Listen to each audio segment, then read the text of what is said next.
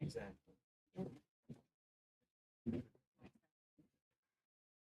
All right, we welcome you to the Health Committee Wednesday, April the 19th. Call this meeting to order. If you will, call roll, please, ma'am. Representative Lee? Here. Representative Lipscomb? Here. Representative Hall? Here. Representative Gray? Here. Representative Kitchens? Here. Representative Cole? Representative Rigsby? Representative Marcus? Here. Representative Hope Jones? Here. Representative Mooney? Here. Representative Rafferty? Representative DeBose? Representative Sorrells? Here. Representative Shirey? Here. Representative Warren? You have a quorum. We do have some visitors today. We have two that are paging with us. And where are they? Oh, well, we're in the corner now. All right, Iris Ann Isbell from Gadsden Middle School. Would you please stand? This is former Representative Isbell's daughter. So let's welcome her. And Aubrey Gullidge, South Baldwin Christian Academy. And I've been told this is Representative Kitchen's sister-in-law. So welcome.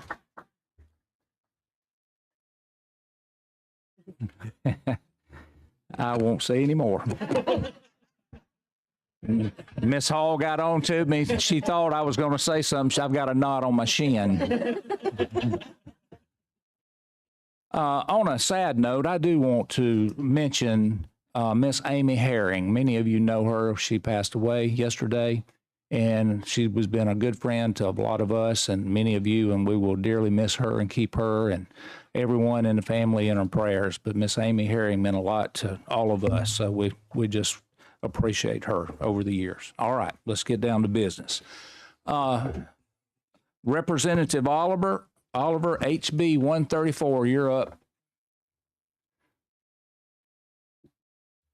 Thank you, Mr. Chairman. In regards to HB 134, assisted living in Alabama, we will discuss for the benefit of this committee business perspectives, operator perspectives, historical perspectives, and constitutional perspectives of assisted living.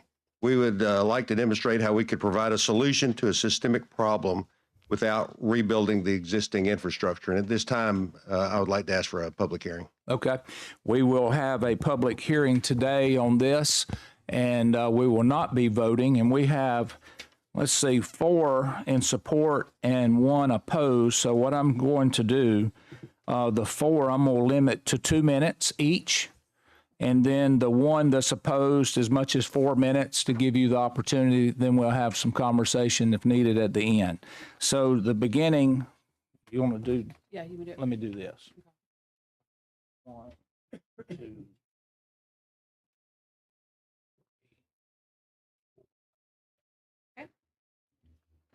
First, Jerry Latham. And just our rules. Michael Ann, and I don't expect any problem today, but we have had problems in the past, so I've learned from them. We have the time limits 2 minutes. She'll say time's up, whomever is speaking, and at that time, if you're in for it or against it in the middle of a sentence, that's when we stop it. Thank you. Thank you. All right, I'm Jerry Latham. I'm from Mobile. I'm going to talk about why I'm involved in this business and why we want to ask for some help in a situation that we believe could be make the business climate in Alabama much more conducive. Some years ago, my mother went through some dementia issues, and so it kind of changed my perspective on the world. And she's not with us anymore, but I met Stuart Coleman, who's going to speak in a minute, and he's a young man with a real heart for this. He really does care a great deal about senior care, and it comes through in the way that our facilities deliver that care.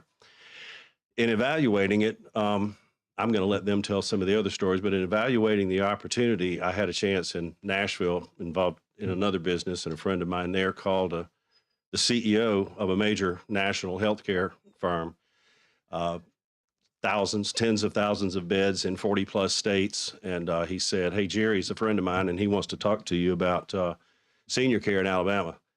The man said some foul words that I won't repeat and said, "You can have Alabama. Nobody with any sense would risk capital there, because if you have a problem, it's hard to get a fair shake."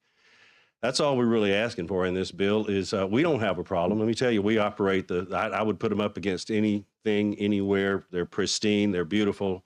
I mentioned my mom that she would have been wonderful in one of these things. And so I'm a builder, developer, contractor, and involved in historic preservation in a lot of ways. Several of our facilities are actually, we've gone to rural Alabama, small town Alabama, purchased an old high school and converted it into senior care. In fact, we're about to open in Lincoln, Alabama in the next few weeks. So that's why I'm here. That's why I'm involved. I think this is about an improved business climate in Alabama, allowing, actually bringing competition perhaps. Time.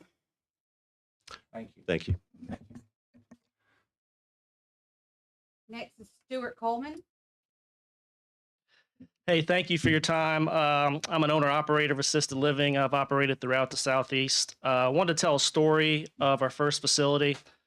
Jerry mentioned best in class. Our first opening survey had nothing but complimentary. This is going to be a successful operation. As the surveyor's departing, she looks at the entire team and says, "Don't forget, I can come in here and shut you down whenever I want." Fast forward 1 year later, we have a first survey in that facility. Same thing, complimentary, said that this was the best facility that she had surveyed in over a decade. On the way out, same thing, another staunch warning. Don't you forget, if I only find one thing, I can bury you with it.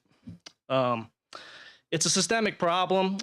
There's no oversight. I think y'all are going to ask today, why doesn't the association support this? There's multiple reasons for that. The former head of surveying of ADPH is now the head of the Assisted Living Association. It's almost like the head of the slaughterhouse becoming the head of PETA. You kind of want to scratch your head a little bit.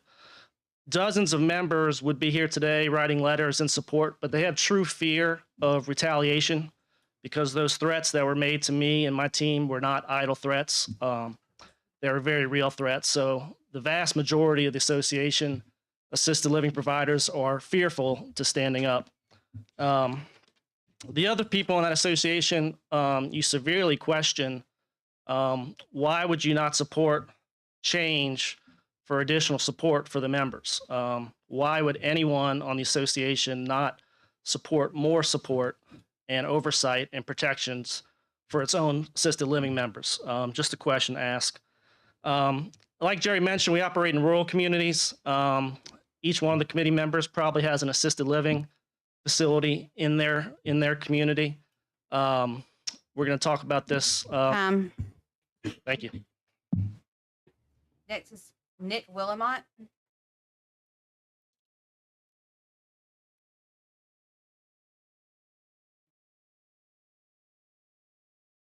Yep, tell him.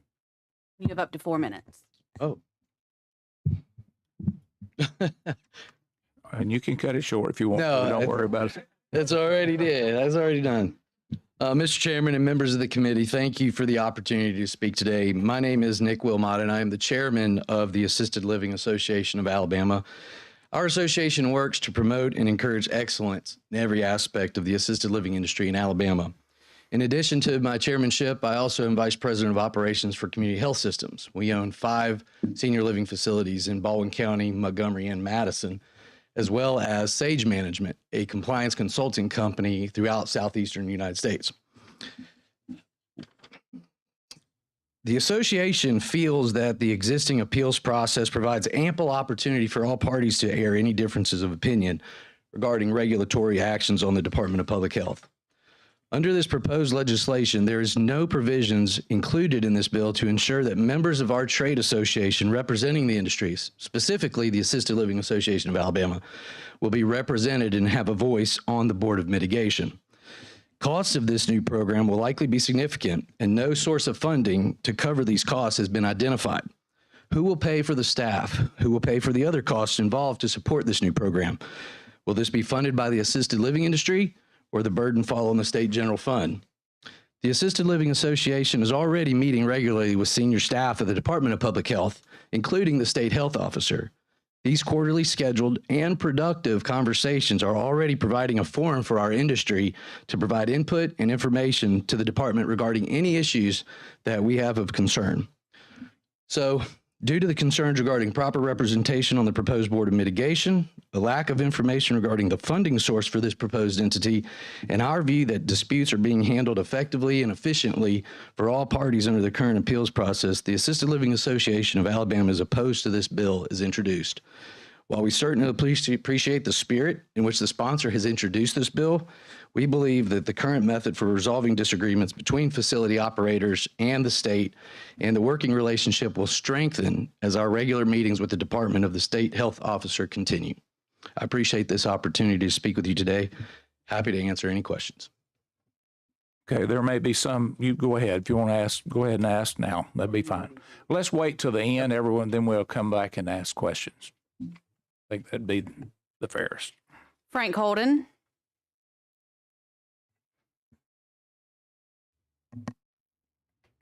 Good morning. I apologize for my voice. I've had a little bit of a lingering paralysis in my vocal cord as a result of finally getting the COVID bug in February. I was president of the Assisted Living Association for 17 years, and I retired 5 years ago. And since then, I've been consulting with developers and operators throughout the state, primarily on getting CONs for their memory care operations. I was approached about 2 years ago about this issue, and I responded then that this is going to be a very heavy lift because we're talking about a monolithic department of state government, the Department of Public Health. And as we all have seen in the last couple of years, there's been lots of discussion about how to check the power or how to mitigate the power of such a large state powerhouse. What we've proposed is a very modest adjustment to create a dispute resolution process that would provide due process in an independent setting rather than having to go to court or having to go through the ALJ process at the Department of Public Health. I strongly urge you to give serious consideration to supporting this bill. I will be available to you throughout the process if you'd like to ask me any questions. I've got many war stories from 17 years, as you can well imagine. Thank you for your time. Bert Jordan. Yes, my name's Bert Jordan, and I'm a lawyer in Birmingham. I brought a copy of an email I sent to each of you yesterday. In case you don't have a copy, you can take one. And I'm not going to read it. I support HB 134. I'm not going to read it because it would take too long. But as a lawyer, the practical problem that I want to address to you is that according to the current structure of the Department of Public Health and the people that supervise and constitute the management authority, the governor cannot fire anybody despite being the chief executive of our state under our Constitution. This bill is a step in the right direction. It gives the governor more input in naming a mitigation board, but it does not solve the fundamental problem. The fundamental problem is the Constitution gives the governor the supreme executive authority of the state. And one of the other provisions of the Constitution puts on the governor the duty to take care that the laws be faithfully executed. And this has been interpreted and understood to be a respect for her authority to see who in good faith exercises proper management authority. And that's the problem for the Department of Health. It's run by, as a management perspective, by a private organization and not by the governor of that private organization. It's the Medical Association of Alabama, which names the persons who pick the state health officer. Why can't you manage it from here, you say? The reason is the separation of powers in our Constitution says that you legislate and that you're not due to be the executive. In fact, the executive is to be handed off to somebody else. If it's good enough for you to legislate, it's good enough for somebody else to manage it and to do so in accordance with the Constitution as the executives. There's more detail about this in the handout, and I am available to ask certainly more questions if you have any, but those are the principal points of the handout. Thank you. Representative Marcus, I think you had a question and you can. Yeah.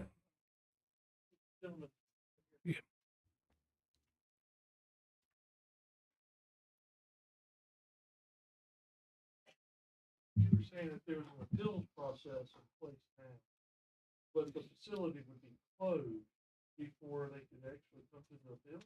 No, sir. So the facility can't stay open during the appeal? There's, depending on the severity, I believe that depends on the severity of the findings that they have. So there's rankings as far as, Certain findings, for example, this ADPH could issue immediate closure and relocation of residents depending on the severity of deficiencies that they find.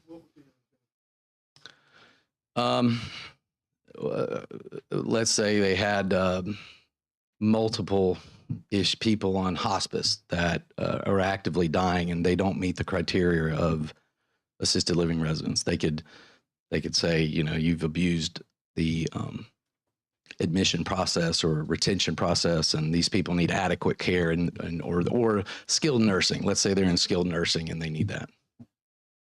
so y'all wouldn't come in and say y'all have an issue? Well, when you say y'all, I mean, I'm Auditor. so the association is not involved in that process as an association. That is strictly between the operator and the Alabama Department of Public Health.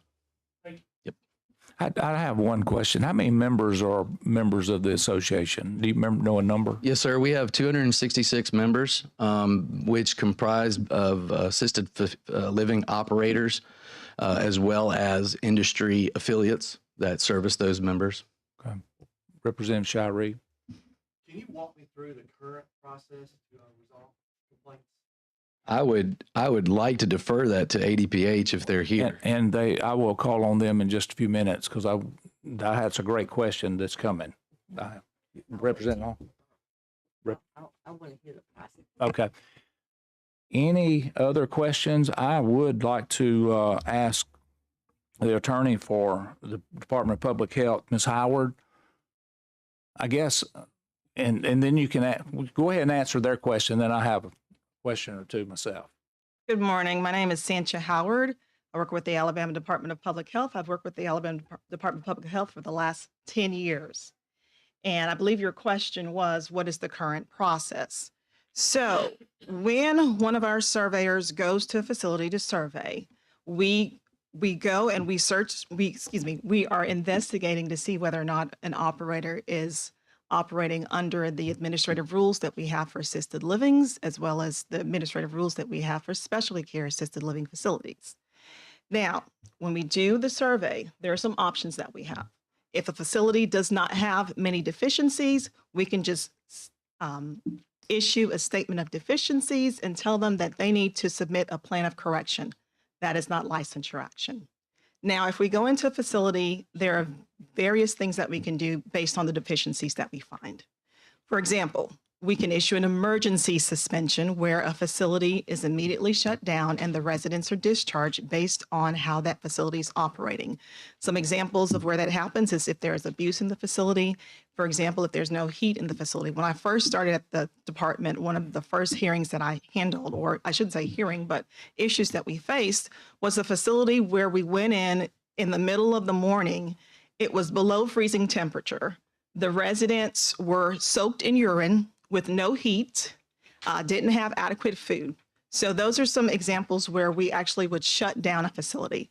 Now, when there is an emergency suspension, that emergency suspension is valid for 120 days. In the last 10 years, the department has only issued 7 emergency suspensions. Another action that we can take is we can propose to revoke a license. In the last 10 years, the department has only revoked 1 license. There are currently 193 assisted living facilities, 111 specialty care assisted living facilities in the state as of the end of last week. And only 1 facility's license has been revoked in the last 10 years. The majority of the facilities settle with our department when we issue a notice of license revocation or a notice of a license downgrade. Over 60% of the facilities accept a voluntary downgrade of their license when we issue a notice telling them they have an opportunity for hearing. So example, if we're going to do an emergency suspension, we issue an emergency order. If we're going to do a revocation of license, that facility has an opportunity to come before an administrative law judge or a hearing officer and present their side of the story. After that hearing is over, they also have an opportunity for a rehearing. After that, if they choose to go that route, they don't have to have a rehearing. They can appeal to the circuit court. There is accountability in the system.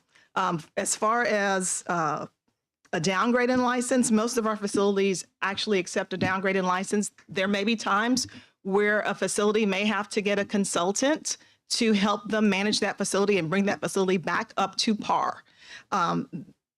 Very often, our department sits down with operators. They request a meeting. They come and they sit with our administrative staff. They sit down with legal. They sit down with the bureau staff and the head of the assisted living unit for the department, and we resolve over 60% of our cases.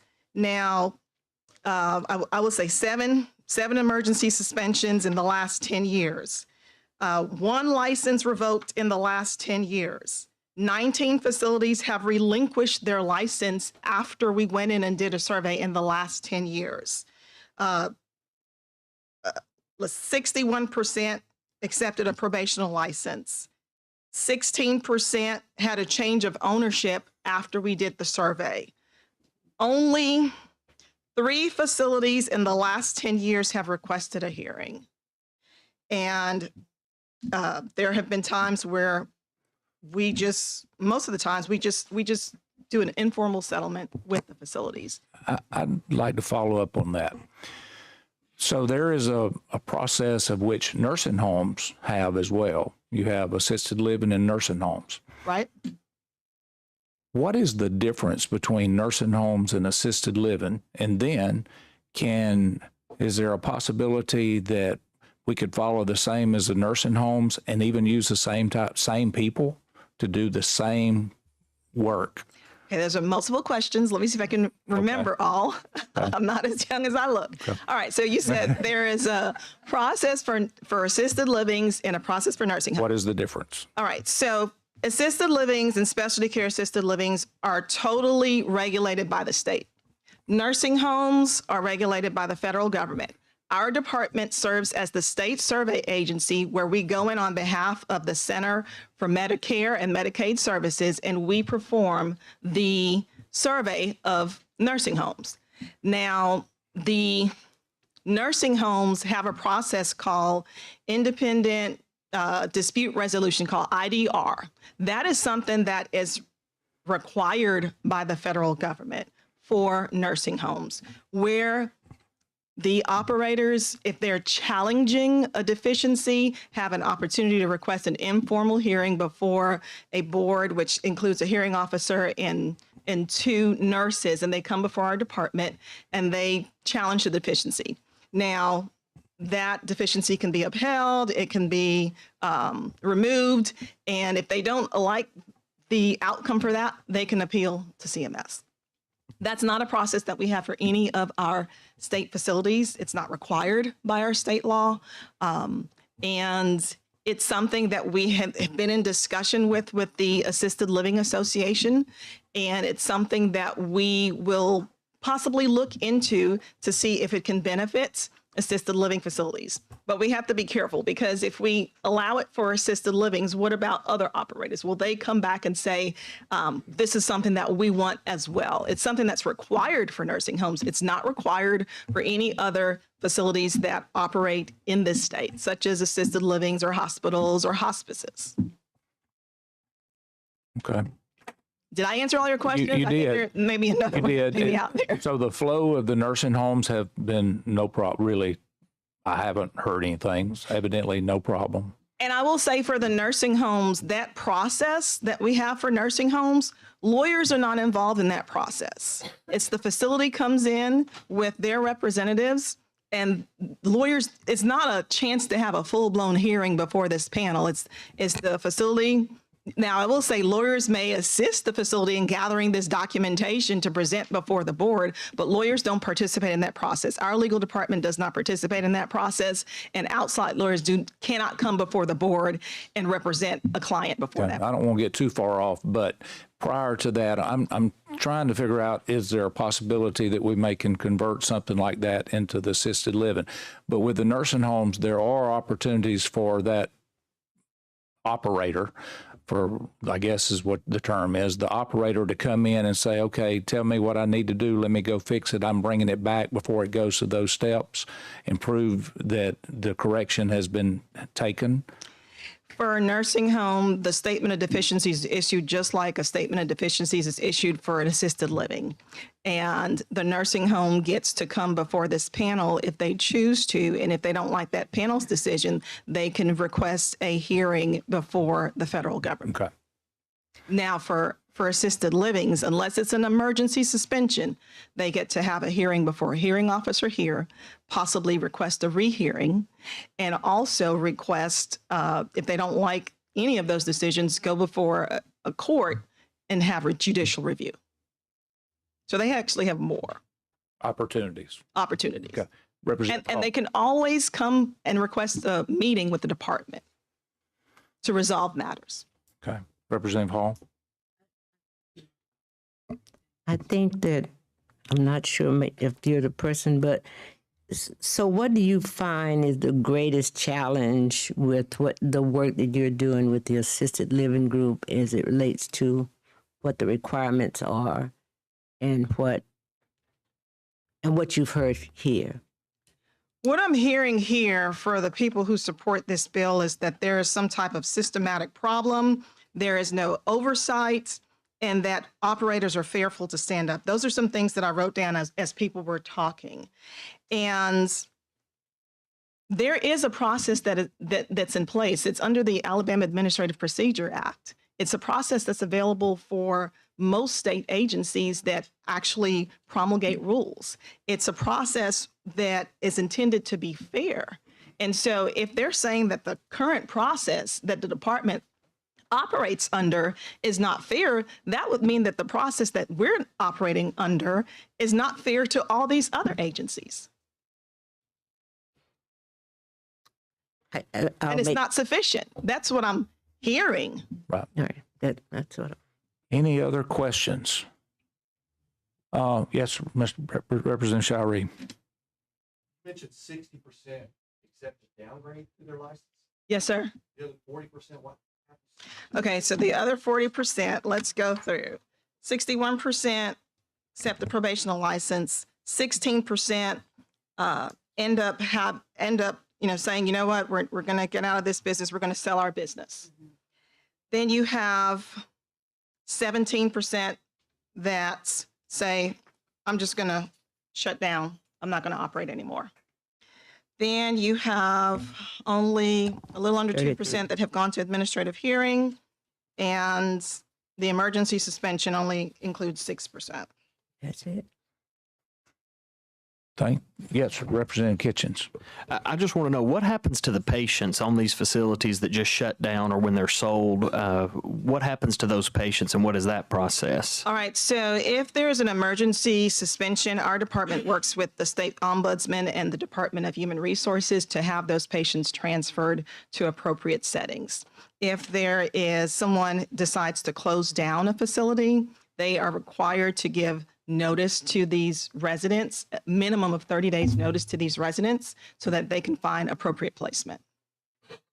Well, and just to kind of follow up with that, because that's kind of a concern of mine, because patients, there's waiting list on every assisted living and nursing home facility, I believe, in the state. So the process on that, and that's kind of where I was going with that, to make sure that these patients, the families aren't having to take them back in, where they actually have another licensed facility that they're able to go to. And 30 days, that kind of seems like a short amount of time. That's the minimum. Okay, the minimum. Thanks. Okay. Any other questions? I would. Thank you very much. Mr. Coleman or Hold'em or Latham, if y'all would like 2 or 3 minute rebuttal, if there's anything you'd like to respond to.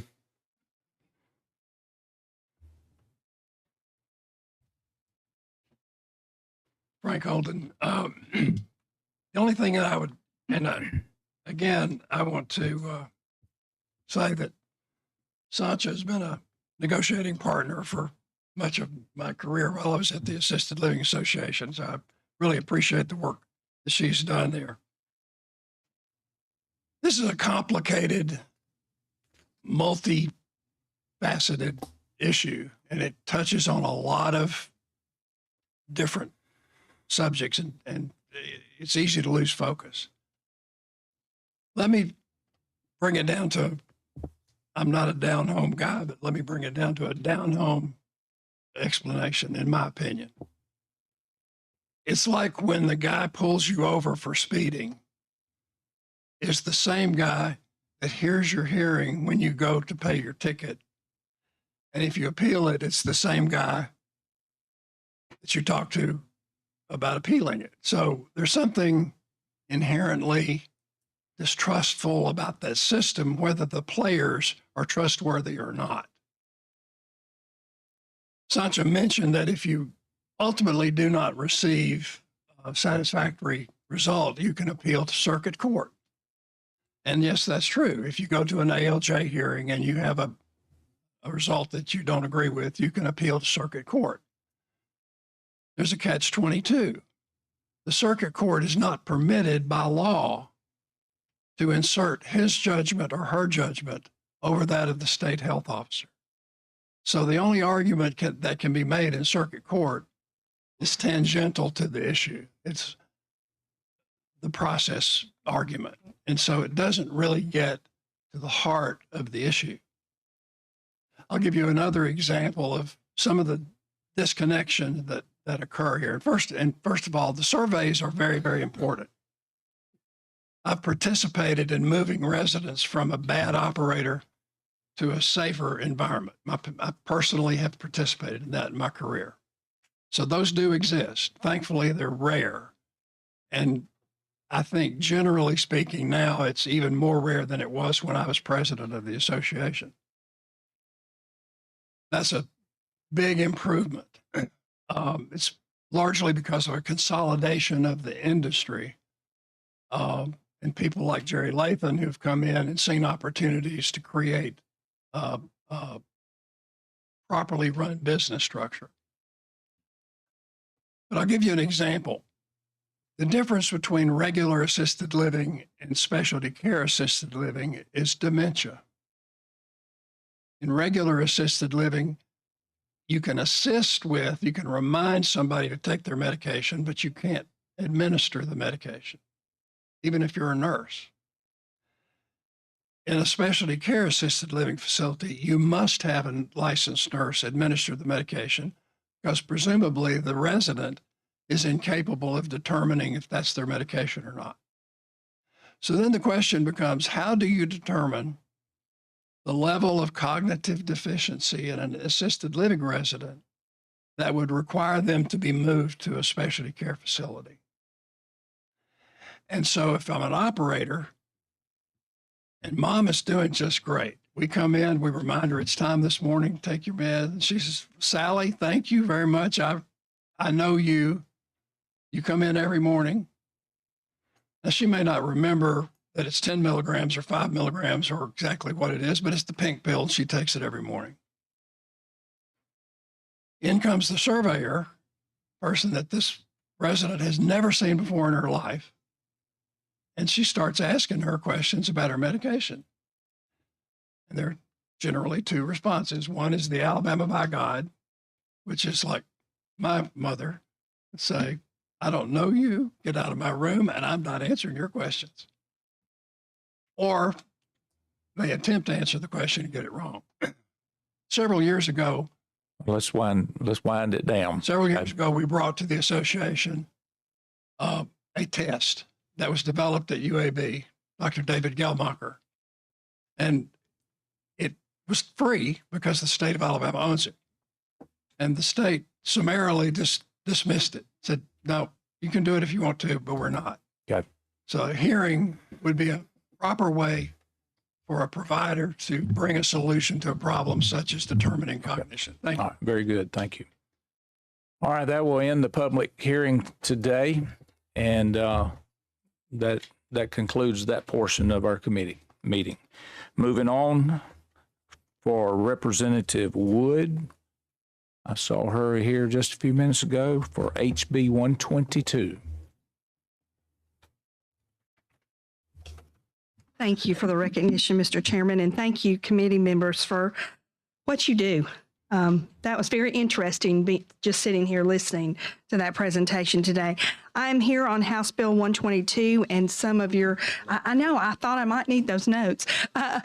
Some of your members that have been on this committee for several years have heard me bring this bill, and for some of your freshman members, I'll detail it a little bit more. Historically, individuals within our state and many states that have a physical or a mental disability have been denied organ transplants simply because, maybe because of the way they look, maybe because of the way they act, perhaps because someone felt like that they could not handle the post regimen that's needed after you've been given an organ transplant. But nevertheless, they've been denied. This bill allows them to have a pathway so that they can go through medical review, not based upon someone's visible opinion. They would be able to go through medical review to ensure that they have the same right as anyone else. And if they pass through medical review, they would be placed on that organ transplant list. That's pretty much the gist of this bill. And I'll take any questions or comments. Representative Hall. I move to give the bill. Okay, have a favorable report. That's by Representative Hall, second by Representative Lipscomb. All those in favor by saying aye. Aye. Those against, nay. Mr. Chairman, I believe Mr. Mooney had a question. I'm so sorry, he had his hand up. Oh, I thought you were making a motion. I just had a quick question, because when I read the bill over the weekend, there were a lot of causes for action in relation to the bill. Could you eliminate those for our committee so we understand the available ability for legal action to take place? When you say legal action. Causes of action. There are things that allow in this bill a variety of different possible causes of action. Well, I will say this. I have met with, let me preface this by saying this. We have always passed this bill here and in our chamber. The issue has always been in the Senate. The Senate has 25 co-sponsors this time, so they're on board with this bill.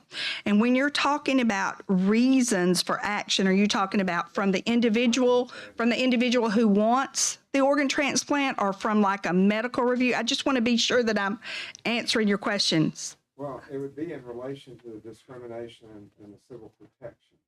There is a Disabilities Act that this should fall under. It's the Disabilities Act, I think, of 1990.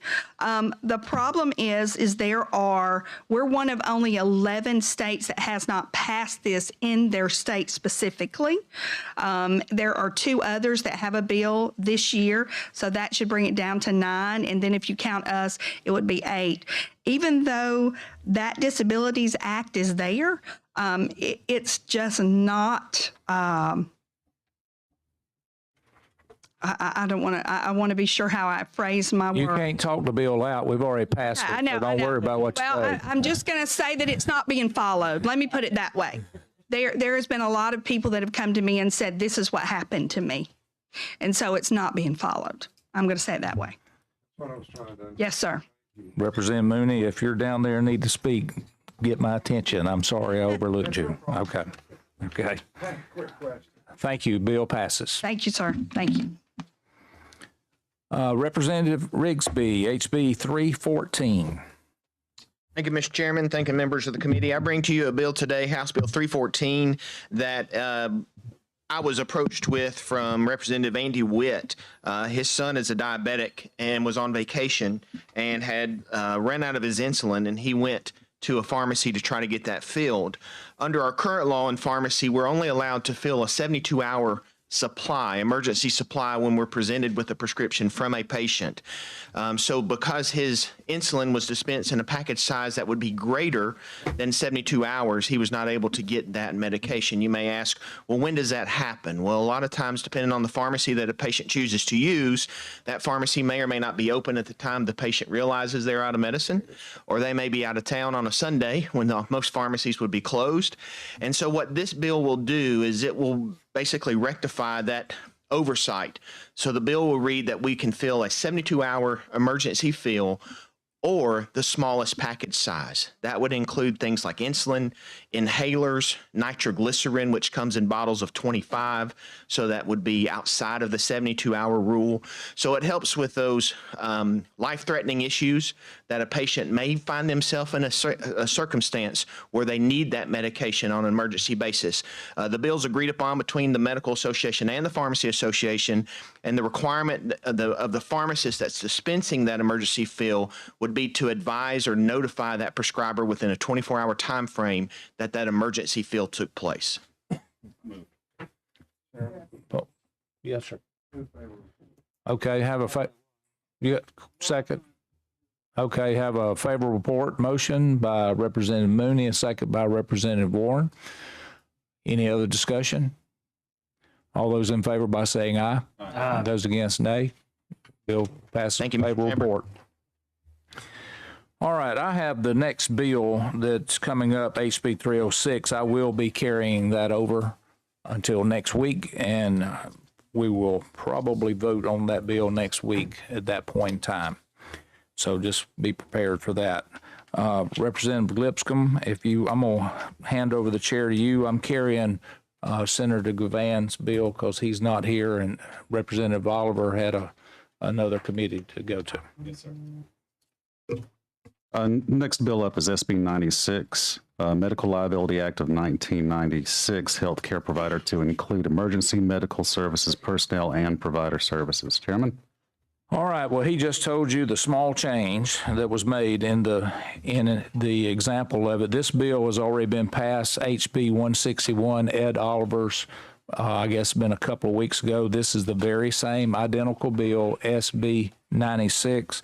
It just includes the emergency medical service personnel and any provider service to those terms are defined. And I will tell you, after this past week, these emergency responders are even more valuable than they've ever been.